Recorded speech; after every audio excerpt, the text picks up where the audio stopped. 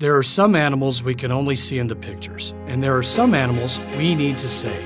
This is the snow leopard. According to scientists, globally, there are only 4,000 to 7,000 individuals left. That's one snow leopard per 1 million people. With a relatively small size, snow leopard is a terrific predator. They feed mainly on wild animals and pose no threat to humans. The snow leopard lives in high mountainous climate conditions within the territory of 12 countries. They are unable to survive outside of their natural habitats.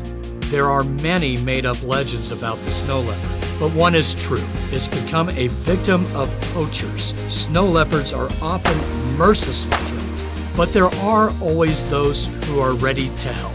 Among them are not only celebrities like Leonardo DiCaprio and dozens of organizations, but also ordinary citizens. Due to the anatomical properties of its throat, snow leopards cannot roar. Perhaps if they could, we would have heard their cry for help. If you want to help support our efforts to preserve and protect the snow leopard, visit globalsnowleopard.org.